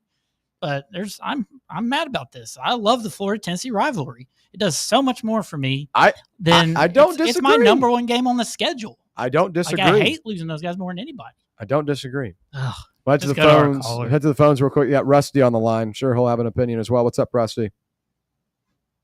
What up, man? I do have an opinion. Yes. Georgia is as big a rival to me as Florida is. Okay. So if you're losing Georgia, you might as well. And Auburn, Ole Miss, and Kentucky to me are bigger rivals to Tennessee because I go back further than when we went to divisions. Mm-hmm. We lost those two teams. The Florida games was great and fun, but so was the Georgia game. We're going to play one of those teams every year. We're just going to alternate them. Yeah. Kentucky to me, the beer barrel, that's a trophy. We're Kentucky's biggest rival. Florida's biggest rivals are Georgia, Florida State, Miami, then maybe us. They don't see us as, some of their fans. We don't need to go outside the conference. The Morristown Gators might consider us their rival, but the Florida people from down there don't consider us to be one of their main rivals. They consider Georgia way above us. Yeah. Us and Kentucky, historically. Well, just like we do Alabama. It's just like Kentucky and us are rivals like us and Bama. It's just Kentucky's not as good a program, but they despise us, just like Vanderbilt does. Yeah. It is a real rivalry that Florida doesn't see us that way. Auburn and Georgia is a real rivalry that goes back longer than anybody. That's a game that can't be taken away. Us and Florida, us and Georgia, that's new money. That's new. That's a new thing that it's no big deal. And the big thing is, I get not playing them every year, and everybody's upset about, again, going to Athens or going to Gainesville every other year. Not going to happen. But it's not a big deal. You're losing one of those every year. But when you're going to play these 9 SEC games, everybody's going to have at least 5 incredibly brutal games. At least. It's about to be a bloodbath. Like 9-3 SEC teams now getting into the playoffs starting next year is going to be the rule, not the exception. I don't know about 9-3. I mean, until I see it happen, I don't see how the SEC, I don't see how the committee is going to put a 3-loss team in unless things go completely haywire across the country. My take. My take when Tennessee, or excuse me, when the SEC decided to move to a 9-game format, I thought they were caving in to a lot of the pressure across the country. There's not another conference in the country that plays the type of schedule that the SEC does. And you've got teams like LSU that at the beginning of the season, LSU, Mississippi State, and Florida had 7 AP top 25 teams on their schedule at the beginning of the year. Yep. Now you're adding another one, and that's 8. And you're going to see this. I mean, look at I think it's like Oklahoma's schedule. They're going to play, at least right now, a top 25 team the rest of the way in SEC play. That is insane. Yep. And they're a good football team. So, hey, you're totally right, man.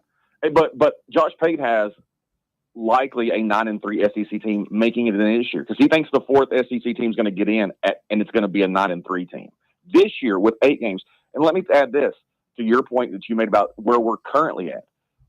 Our schedule this year we consider to be an easy SEC schedule with 8 games. Sure. Indiana's 9-game Big Ten schedule is 1,000 times easier than ours. Yeah.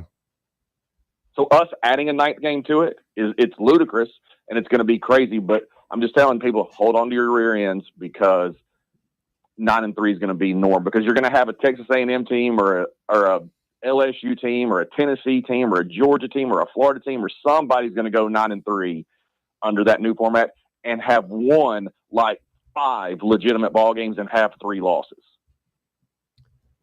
Yeah, and their strength of schedule is good, and their computer rankings going to be like top 8 because they've got such good wins. Yeah, again, I just think the SEC. I mean, look, dollar signs talk for themselves. Adding another game is going to give them another big weekend to sell, advertisements and sell TV packages. I get it, and they're fun games. I mean, I much rather have a 9th SEC game than watch Tennessee play UAB. But in terms of trying to get teams into the field. You're making life a lot harder for a lot of your, Well, they're going to expand. That's one reason why we're going to 9. Thank you, Brett. Brett, that was my final question. I wanted to ask.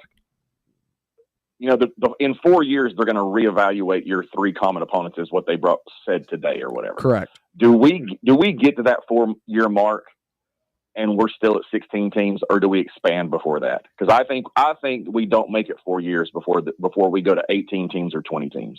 I'll give you what I want and what I think. What I want is to stay at this 12-team format. I think last year you saw, No, I meant SEC.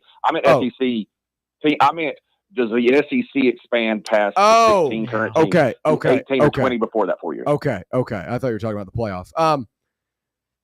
I unless it's like North Carolina and Virginia that come over. I don't know what other options the SEC would legitimately consider unless it's like a Clemson and a Florida State who have talked about, being unhappy in the ACC. But I mean, I don't know. Rusty, it's hard because, a lot of these formations and moves just kind of happen so suddenly you wouldn't expect it.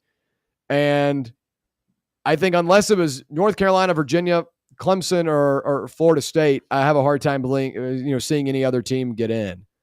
I think either the Big 12 or the ACC will be disbanded within the 4 years, and we'll either add a couple of the old Southwest Conference teams like Baylor, TCU, to go with Texas and Texas A&M, or you'll get the Virginia, Carolina, Clemson, some variety of those teams. Yeah, one of those 2 conferences is going to, and the Big 10 is going to get bigger as well. Is where I don't think we make it 4 years to reevaluate the 3 commons.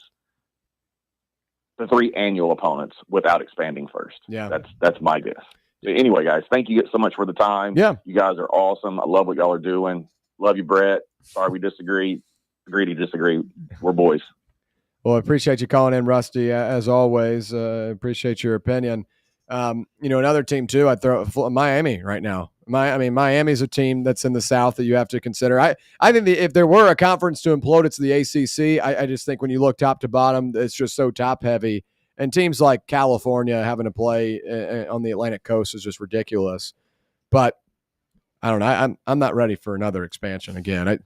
I was just meaning I didn't mean the conference expanding. I meant like playoff. You meant the playoff, yeah. Like, so if you're 9-3 next year or whatever, you're looking at, because they're talking 16 teams, by next year possibly. So yeah, I think that's one reason why we're going to 9 conference games, because I think that's on the horizon too. Yeah, you were thinking playoff. Rusty was thinking, and I do agree with that though too. Yeah. I think that could be a part of the reason as well, that You got to be ready for these changing times. Well, look, what I was going to say for the college football playoff topic is we've got to have a couple more years of this 12-team one before we make any drastic changes. I think, already saying after last year, okay, time to go to 16. Whoa. I mean, there were a couple of big-time blowouts round one last year. And I think if you move to 16, it just continues to water down the product. I love that you're at 12 teams right now because you've got about 15, 16 teams in the country that believe they could have a shot at being in the final field. And I think that's fine. But once you start getting into the 20s and teams that are like the 20th best team in the country. Yeah, we don't 8-4 in there. Like that's where you start getting out of hand. I think the 12-team format is perfect. I really do. If you change the seeding like they are this year, I think you're going to have the best postseason that you've ever seen in college football. It's going to be this year because you've got a lot of competitive teams and you're seeing these teams match up week in and week out in these power conference matchups. It can go either way. I mean, hell, we saw Texas A&M, a team that a lot of people are kind of iffy on, just go into South Bend last week and pull out a big time drive to end the game. I think you're going to see the college football playoff be in a good spot this year because you changed the seeding and you're not allowing for like a Boise State who had a great season last year. No dig to them, but they did not deserve a first round bye. And Penn State should not have had to play a home game to go, beat the brakes off Boise State and Arizona. So I think this year with the seeding being changed, I think we're going to get a better format. And there's no reason to expand to 16 because you're just watering down what is already a strong product. And when you start watering things down, that's where I think people are going to get less interested. I get it. You could sell more games per se for the TV deals, but I mean, those numbers aren't going to be as strong as if you've got a number 1 seed cracking into a 16 seed 49-0 because they don't deserve to be there. Will the seeding be easy in your mind though? Like last year would have been easy. Like you can go ahead and put the group of 5 or whatever at the 16 seed or 12 seed. Just book them there. Like let them in the tournament, but put them in as the last seed. Like Boise State shouldn't have had a bye. But like last year, the teams that would have made it, Alabama, a team that lost to Michigan with their second and third stringers. And what do you mean Alabama would have made it? Alabama would have made it in the 16 format. In the 16 format, maybe. Alabama would have made it. And Alabama played all this. They would have made it over South Carolina or Ole Miss? Well, here's the thing. South Carolina got cracked at home by Ole Miss 27-0. Or what, it was 27-3. I just remember people trying to make an argument. I know. It was they were on fire. It was South Carolina's social media team trying to make an argument. But then you've got teams like that are getting blown out at home, and like an Ole Miss that lost to Florida in the second to last week of the season, an Ole Miss team that lost to Kentucky at home. Miami, he doesn't play anyone all year, and it still manages to lose 2 games. Like you're just watering down the product, and I think you'd set up for more negative than positive. I think 12 teams is fine. I like the 12-team format. I still wonder if the regular season matters. I mean, they're still letting teams in that don't beat anybody. Well, that's changing across all conferences. Yeah. They're now making everyone schedule at least one Power 4 game. Yeah, like Texas beat nobody and got in. Well, Texas had but again, like nobody though. A nobody SEC conference is different than like in Indiana. But like you saw their schedule compared to Oklahoma when they came to the conference, it was a joke. Yeah, but to an extent, like when they scheduled those, they lost to Georgia at home. That was about all they played. Yeah, but like to an extent, you don't like know what a team's gonna be when you create the schedule in 4 years. You know what I'm saying? Like people 3 years ago probably didn't think Vanderbilt was gonna be 5-0 going into the Alabama game this year, but it's gonna happen. Yeah, I don't know. I feel like Indiana right now though is setting the bad example, but in their eyes, a good example of you don't have to play anyone in out of conference. You can churn right through your conference schedule. I mean, Indiana's going to be a college football playoff team. Right now, I mean, they got their best win of the season already against a top 25 opponent. They've got to match up against either Oregon or Penn State. But they could got them both, I think. Even if they lose those 2 games, though, that's a 10-2 Big Ten team that's not going to have to play in the conference championship. I don't see them losing another one if you look at their schedule. Do they not take strength of schedule into consideration? Well, the thing about Indiana last year was like they weren't just beating teams; they were beating teams by very low. Like they beat Nebraska the same way. Basically, they just beat Illinois this year. Yeah. Like they were beating teams by 40, 50 points last year. They weren't just squeaking by against Northwestern by a touchdown. Well, they barely beat Michigan. But Michigan had 5 losses, right? Yeah, but Michigan was still they were coming off a national championship the previous year. I mean, they were still a competitive team. I guess they beat And Ohio then they State. too, disappear when they played the big time Yeah. games. So but Indiana beat the crud out of Illinois, and Illinois is going to be.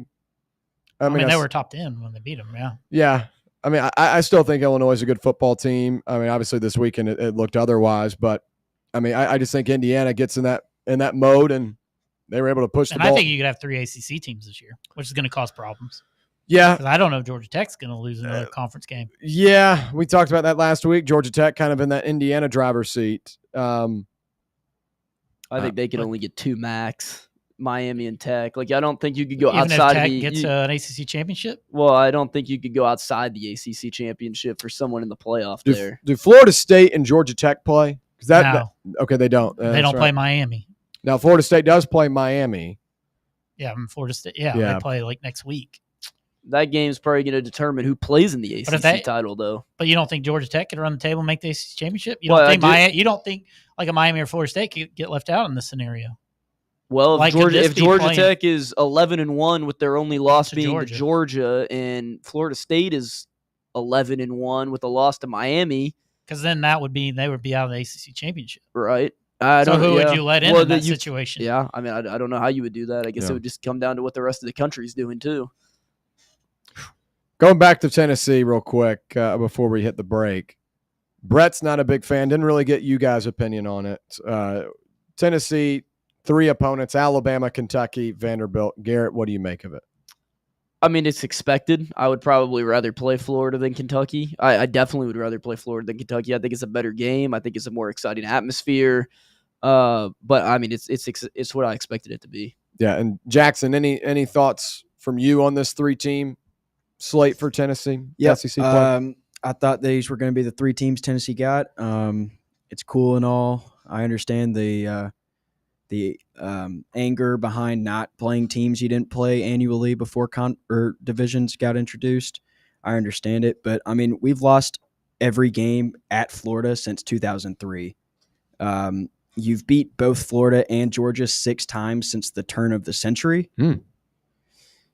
I don't see the value in forcing Tennessee to play teams that they cannot beat.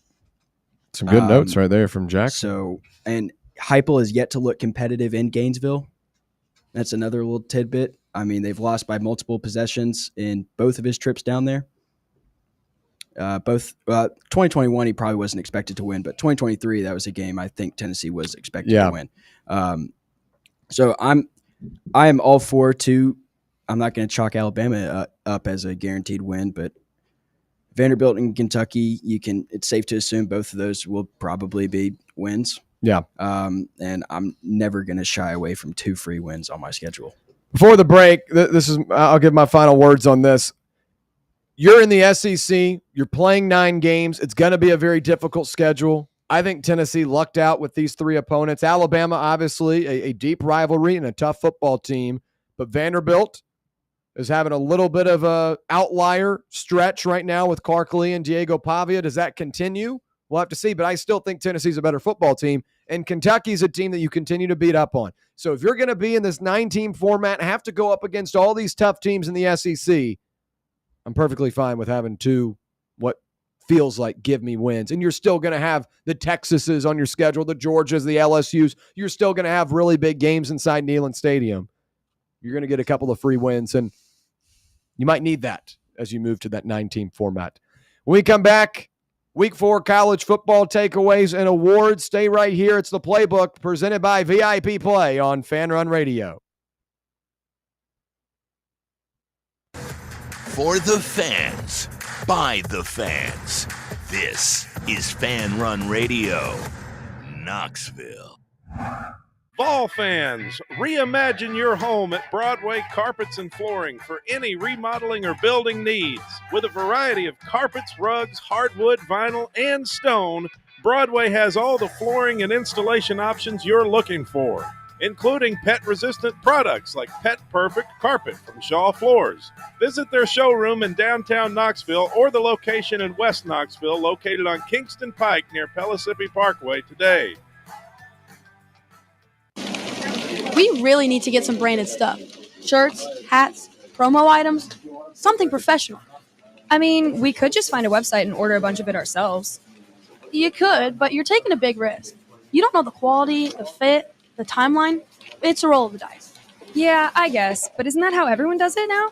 Not the ones who actually care about how their brand looks. Look, if we're putting our name on it, it needs to be done right. We need SM Athletics. SM Athletics? Yeah, they specialize in working with businesses like ours. Apparel, hats, promo gear, but real, customized stuff. They actually care if it turns out right. Probably a lot better than getting stuck with 100 t-shirts with crooked logos. Exactly. Plus, they'll walk you through everything. Sizing, colors, material, so it matches the image we're trying to build. Makes sense. What's the name again? SM Athletics. Trust me, if you want to look like a real company, not a flea market stand, this is the move. If you're serious about your brand, work with people who are serious about getting it right. SM Athletics. Blackford Veterinary Surgery Referral specializes in surgeries not regularly performed by your pet's general veterinarian. They're currently accepting referrals from vets all across the country. With their newly renovated state-of-the-art surgery center and highly trained staff, clients can rely on professional and thorough care. If your vet says that your pet needs surgery or rehab, ask for a referral to Blackford Vet and let them get your best friend back on its feet. Located conveniently in West Knoxville. For more information, visit blackfordvetsurgery.com. Tired of waiting for the weekend or good weather to play around? From casual to committed, Back 9 Golf has got you covered. Open to the public and offering flexible membership opportunities, they offer 24/7 access to 5 different simulators, providing cutting-edge technology, instant swing feedback, fun mini-games, and a wide variety of courses to choose from. Perfect for that solo round you want after work, or swing by with food and drinks for an afternoon with friends and family. No stressful tee times, no rain delays. It's Back 9 Golf your way. Book your tee time now at theback9golf.com. A brand built in Tennessee and born from the love of the game, Inward Half revolutionizes golfing comfort. Crafted by a former pro and dedicated enthusiast just like you, our luxury performance wear guarantees you stay cool and comfortable through every swing and every day. We're not just a brand. We've set out to create a lifestyle for those who understand that impeccable style and premium performance are a hole-in-one. Enjoy the walk-in with Inward Half.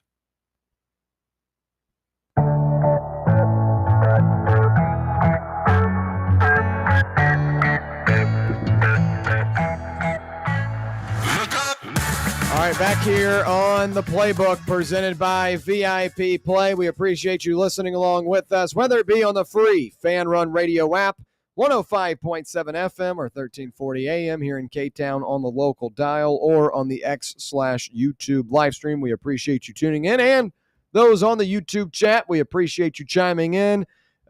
B.S. Osborne says, as an old-timer Vols fan, I'm happy that for the next 4 years, it will be Bama, Vandy, and Kentucky. Also look at Bama. They got Vols, Auburn, and Mississippi State, not LSU. And again, I think that just goes back to looking at these 9-team schedules. You're going to get a lot of big-time matchups still, but you're going to just, the SEC office had their hands tied with this one, a really tough assignment to make sure everyone's happy, but obviously some are more happy than others, including Brett. All right. Not going to be. Yeah. This is a tough one to swallow, man. All right, we'll take a look at Week 4 of college football here in just a second. We'll give our Week 4 top performers. But big takeaways for me this weekend.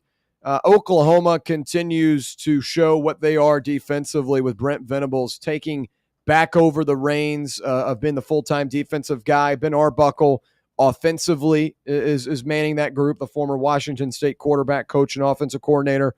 John Mateer delivers a big-time drive to steal the deal, or to take the lead, I should say. But 10 sacks on Saturday for Oklahoma's defense. This is a legit group, and they are much improved this season. Oklahoma right now looking like one of the better teams in the country. Oh, gosh.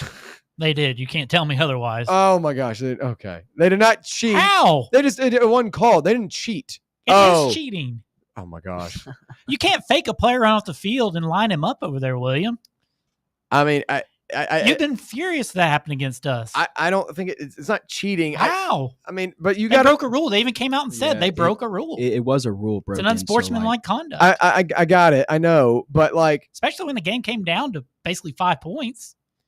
Auburn, there was a pass interference they missed. I mean, how many would have Oklahoma gone through? did sack Auburn, 10 times? 10 times. So, I mean. But that doesn't have anything to do with them doing what they did.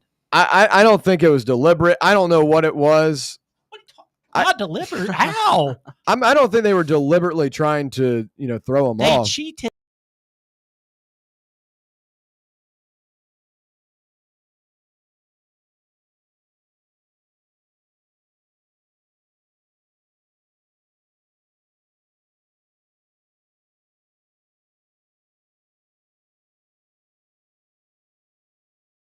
Look on the field and see how many guys are out there. That guy was walking to the sideline, literally. Okay, but he was lined up still. I mean, it might have been right next to the sideline. We've seen plays like that before. You got to know who's on the field. I thought it was just blown out of proportion. Like, yeah, I mean, obviously it's a tough break for them. Is it? I know. Ole Miss ran the exact play 2 seasons ago. I don't remember who it was against, but I know Kiffin's done that play before. Obviously, I guess technically it's an unsportsmanlike. Yeah, you deliberately they should have do taken it 15 yards back. Take the points off the board. I mean, I guess you're risking you're just going to run a trick play basically and see if the official catches you or not. I mean, I think it was. Well, and evidently they said that they went to the officials before the game and said, hey, this is a play we might run. Yeah. And there was nothing. But then when you come out and the SEC officials come out and say, hey, this play shouldn't have counted, should have been. I just wonder where the line of drawn, like, how do you know, like, I don't know, like if you line a guy up in a wideout set like that and pretend like he's running, I mean, if you're matching up, especially if you're playing man defense, doesn't someone say, hey, that's my guy over there? Like Auburn wasn't even huddled. Like they're spread out. Like they see who's on the field. They see this number 5 slowly walking off the field while everybody else is like huddled up. Yeah. I mean, I wouldn't think that guy's going to be on the field. Yeah. Maybe they should have looked over there amongst all the other coaches and players that were huddled up around number 5. And then he just barely is lined up on the field. Something's wrong with that. I didn't think it was that big of a deal, to be honest. Now the pass interference call late in the game, I could see, being that was bad. Kind of egregious. But I mean, Auburn had a lot of chances. I mean, they got plenty of stops in that game, and one touchdown early in the game. I don't think is what defines it. I think that Jackson Arnold, a guy that had a ton of running success against Baylor. If you take 7 points off the board, they may not even score on that possession. They may not get a field. That knocked them out of field goal range. I mean, Auburn's defense was not bad in the game. I know, but one play doesn't define a whole game, Brett. 7 points does. Well, I mean, when you look 3 points do. When you look at the when end, you lose the game by basically 5 points, that made a difference in the game. When you look at the end score, sure, but I mean, again, you've got to be able to identify. I mean, I just didn't like the play. I think it's wrong on so many levels. I think you cheated the game. I think there's absolutely that's not it's in the rule book. It says it's unsportsmanlike conduct. Read the rules. They even came out and said it. Yeah, I mean, look, if nothing was said about it and no officiating came out and said, then yeah, that's fine. But I feel like part of it though. I mean, the officials should have known that. I mean, that's not. I mean, I agree that it's kind of a scummy. What's play. he supposed to do? Say, hey, Auburn, there's a guy over here. I mean, maybe he throws a flag and be like, I mean, I feel like as an official, you're supposed to know that type of stuff. I mean, you should throw a flag there and say you can't do that. I mean, that's the job as an official. I don't know. I didn't like it. I didn't like it one bit. So, look, I mean, I understand, and if I'm an Auburn fan, I'm probably upset about it too. And it doesn't help that they did come out and say, hey, we missed this call. Yeah, it should have been unsportsmanlike, wipe 7 points off the board. I totally get it, but I mean, again, that's one play out of a lot of plays in that game, and if you allow 10 sacks to any team, you can't expect that you're going to be in prime position. Auburn got plenty of stops throughout this game. I thought that was a fumble personally, and they returned it for a touchdown. Now that I thought was he never had full control of that. Even when he got it, he was bobbling it. I mean, he turned and ran upfield. Well, he was bobbling. He caught it like this and turned. Bobbling it while he turned, yes. I don't know. We can move on to another game. This one really fired me up, though. This was tough on Auburn on Saturday. Well, I do want to talk about another big game, and this was the 12 o'clock window. Texas Tech, Utah. It was a big time matchup this weekend in the Big 12. I'm a big Kyle Whittingham guy. I thought a top tier team in the country, and Utah so far has looked impressive with Devin Dampier, and instead we get multiple turnovers. The 2 interceptions Dampier had, and Baron Morton gets knocked out of this game for the Red Raiders. and an avalanche begins after that as Texas Tech wins 34-10. Very disappointing performance for Utah. But I think one of the most underrated teams heading into the season was Texas Tech, and now they have lived up to the hype. This is a team that's got a very expensive roster, went out and did a lot of NIL working. Very impressive win for Texas Tech. One of the most impressive wins of the weekend. Garrett, you have any comments on that? We were talking about during the break. You believe Dan Pierre might have been banged up. Yeah, no, I just saw some stuff where it said that he didn't practice last week, early in the week, Tuesday, Wednesday. Obviously, they did not play well, 10 points. I don't know if Utah was just overrated as a product if they hadn't played anybody, beating UCLA and Cal Poly before this game, or if Texas Tech is just a Big 12 contender. I think both can be said. I don't necessarily think Utah is a bad team. I think they just caught a Texas Tech team that came in and absolutely destroyed them. I think they're still both good teams, but if he was injured, it just kind of sucks to see your star player not be able to go 100%. Yeah.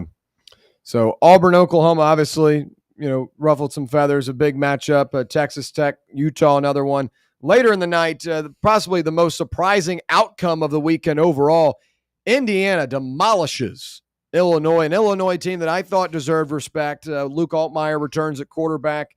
Guys like Gabe Jackus and Xavier Scott defensively that were all Big Ten level players last year. But Indiana, once again, with Kirk Cignetti, has proven that this is a team to watch for. Fernando Mendoza, in a quarterback class right now that has a lot of question marks, Fernando Mendoza made a name for himself Saturday night. Like John Mateer, Fernando Mendoza, kind of in a group of their own. I throw Carson Beck up in there as well. But, I mean, Indiana right now looks to be, and we were talking about it earlier, with the schedule they have, I don't see them losing but 2 games, and those would be to top 10 opponents in the country. I think Indiana right now feels pretty good about their college football playoff chances. Yeah, I think they feel really good about their college football playoff chances. Kurt Cignetti, I know we can say what we want about the schedule. The schedule can be said that it's weaker than the SEC. What he's done is one of the most impressive coaching jobs I've ever seen. They were historically irrelevant for decades, and he's turned a team last year into a college football playoff team, and they are better than they were this year. Their quarterback is better than last year. Their defense is better than last year. This is a better team that I think can compete in a college football playoff game or two.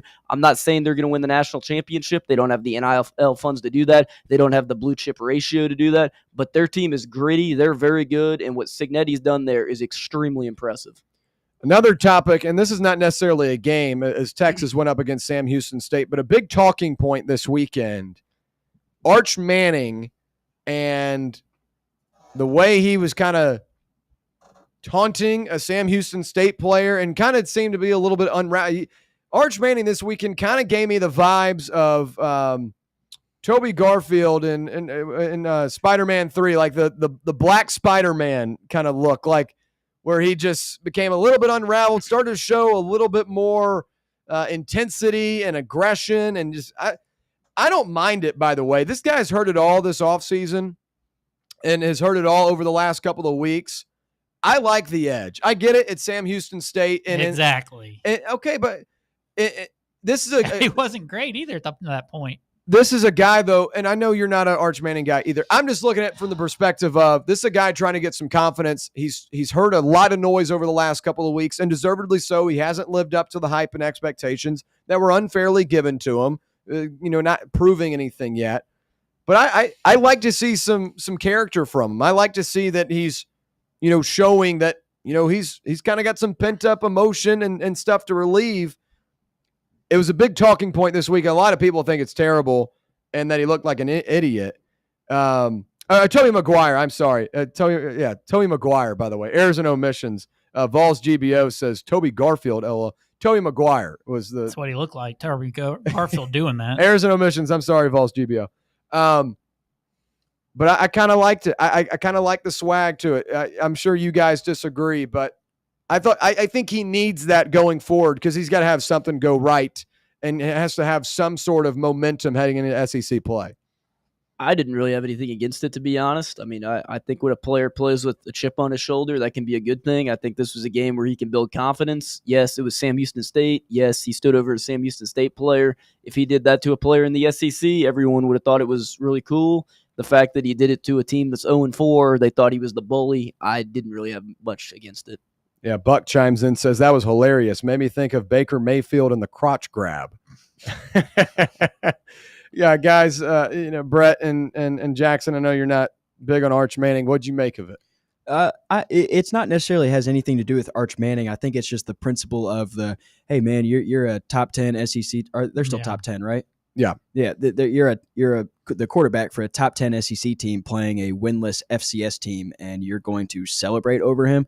I personally could not imagine when Mike Matthews caught that deep ball against UAB, if he had turned around and flexed on him and just done all that. I mean, I would have been, what are you doing? Yeah. There's a level of, what's the word? Class, I guess. Act like you've been there and done that before. Yeah. I mean, I don't care what kind of juice you need. You should find some better juice than flexing over a guy who's going to be exercising his college major in a couple of years. I just thought it was Bush League, kind of really a big joke, and he deserves all of what's coming to him on social media. Yeah.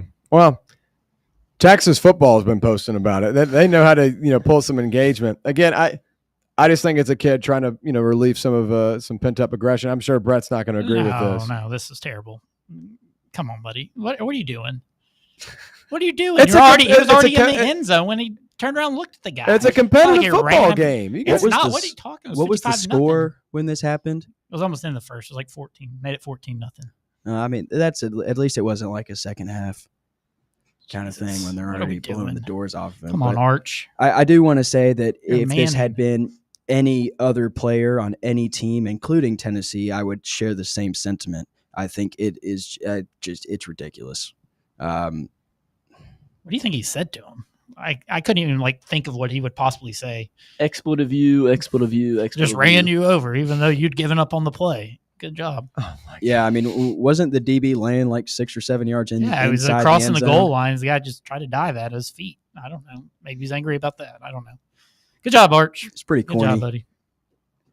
It's pretty corny. It's been a fired up show for me. I've been angry about a lot of things today. I know. Thank you, SEC. All right, well, when we come back, it's our Best of Week 4 awards. Stay right here. It's the Playbook presented by VIP Play. Congratulations. You found sports radio that doesn't suck. This is Fan Run Radio, Knoxville. Ready to launch your career? Axle Logistics is a leading third-party logistics company where excellence is an energy.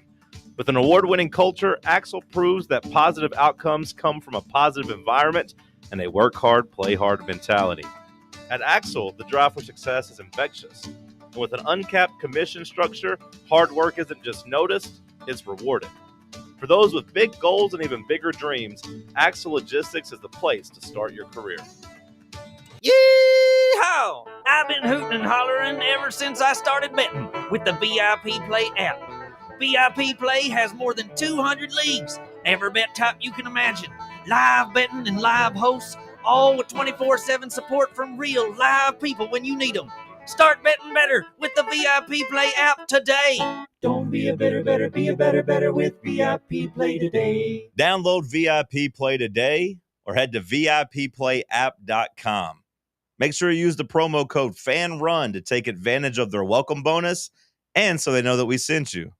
Gambling problem? Call 1-800-8899-789. Must be 21 or older and located in Tennessee to bet. Yeah, it's another day, but what kind of day is it really? A day of doom scrolling? Laundry day? Nah, it's a White Claw day. Light and refreshing tasting, uniquely cold way filtered. There's an iconic flavor for everyone. So grab a pack, grab your friends. Make the most of each day with those who matter most. When you're together with White Claw, every day is a once-in-a-lifetime experience. You just gotta grab it. White Claw. Grab life by the claw. Please drink responsibly. Hard seltzer with flavors. White Claw Seltzer Works, Chicago, Illinois. Hey, Vols fans. Cody Brown here. I grew up right here in Tennessee and know what it means when someone says, I've got your back. That's why you can trust Farm Bureau Insurance of Tennessee. Whether it's your home, your vehicle, your family's future, or the business you built from the ground up, we will show up for all of your insurance needs. We are Tennesseans who understand what matters, which is doing right by you. Insurance is not all about just paperwork and policies, but it's about the people we insure every day. So if you want insurance that hits home, give me a call at 865-992-3871. Go Vols. Have you ever found yourself wishing your clothes looked brand new again? Whether it's your favorite suit, that little black dress, or your comfy winter coat, Crown Cleaners can make it happen.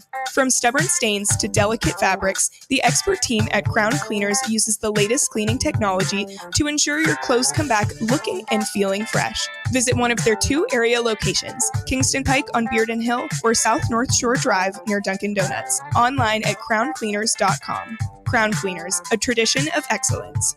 For over 3 years, Crumble Cookies has served the Knoxville area, from Clinton Highway to Parkside Drive. Even our friends out in Maryville have reached you, our fans, with the best cookies in the game. This fall, Crumble is gearing up for yet another fantastic season. Whether you're tailgating or looking for a pick-me-up after getting the kids from school, Crumble has you covered. Download the Crumble app to check out this week's rewards and features. And stop on by. Tell them Fan Run sent you, but don't miss the cookies.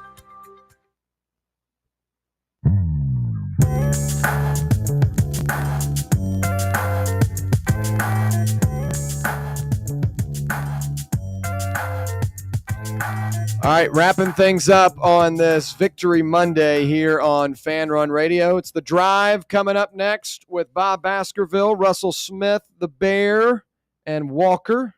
Good stuff coming up on the way as they recap all the action from over the weekend. Some big-time news today as well with Bruce Pearl leaving Auburn, stepping down from Auburn, I should say. And as we look at the YouTube chat, yes, we talked about Bruce Pearl earlier.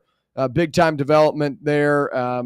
Stephen Pearl taking over. I don't think that's going to go well, but I'm interested to see who leaves. Elijah Freeman, a Lincoln Memorial transfer that Tennessee was heavily involved in, decided to go to Auburn over Tennessee. So he posted on his story like 20 minutes ago a bunch of heartbreak emojis. So I don't know. I mean, would you leave? Oh, I'd leave, yeah. I mean, teams aren't going to have money for you, though. Like, how does that work? But you're there's going to walk away from what Auburn's paying you? Tahad Pettiford could go get some nice money somewhere else. I'm interested. Not from a top. No, I feel like all these top teams are set. They'll cut one of their bottom 5 players. Pettiford's going to. How much do you think Pettiford makes down there? 3, 2? I'd say around. Yeah, I'd say around 2. That's a lot of money. So that's multiple guys. Could have gone to the NBA. That's multiple guys. Yeah. All right, we'll wrap it up with best of week 4 of college football.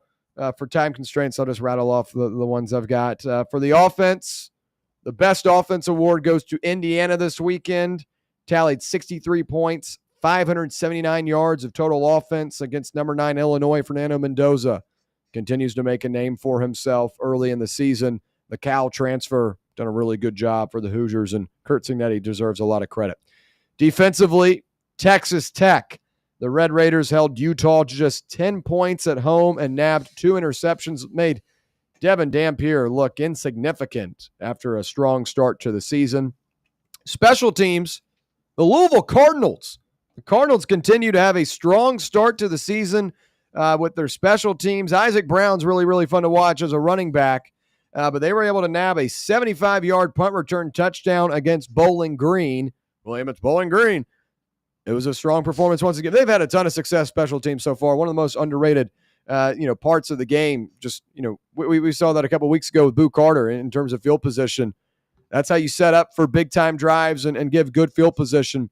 Louisville's done a great job of that this season, special teams-wise. My coach of the week goes to Ryan Silverfield of Memphis. He notched his 4th straight Power 4 win on Saturday as the Tigers took down Arkansas. We had so much to cover today. We didn't even get to that one. But Memphis, congratulations to them. That's a big-time win at home. Arkansas now does not look as, big of a risk anymore coming into Neyland Stadium here in a couple of weeks. But Taylon Green, as good as he is, sometimes I feel like he puts Arkansas in harm's way by continuing to scramble around in the pocket and allow for big-time sacks to be made. Memphis had a number of them. My best quarterback award, it could have gone to a couple of the different guys. Obviously, Fernando Mendoza had a great weekend, but I already gave them the best offense. Let's go Trinidad Chambliss of Ole Miss. 2 touchdowns this weekend and a total of 417 yards for the Rebels as they demolished Tulane. Jake Retzloff for the Green Wave, only had one reception going into halftime. Really strong defensive performance for the Rebels as well. But Trinidad Chambliss, I think, has established himself as wide receiver 1 for this team. Big matchup with LSU this weekend. The Rebels were underdogs last week. This line's moved to now 1.5 at home for Ole Miss. But Trinidad Chambliss, a strong performance, much better than Austin Simmons. And good time to figure that quarterback situation out before taking on the Bayou Bengals. My week 4 college football awards are complete. Best offense, best defense, best special teams, best coach, best quarterback. Look in the mail for your... What are those awards called? I don't know. The Willie Award? The Willie Awards? Yeah. I don't know. We'll have to, I love the helmet stickers on college football final. We might, I don't know. You're just going to put your face on there? Yeah. I don't know. Maybe a lot of helmets. That'd be a lot of helmets. Maybe we'll send them a playbook, courtesy of the Playbook presented by VIP Play. All right, that's going to wrap it up for a Monday edition of the Playbook presented by VIP Play. For Brett Hollander, Garrett Armbrust, and Jackson Freeman, I'm William Pattison. It's The Drive coming up next.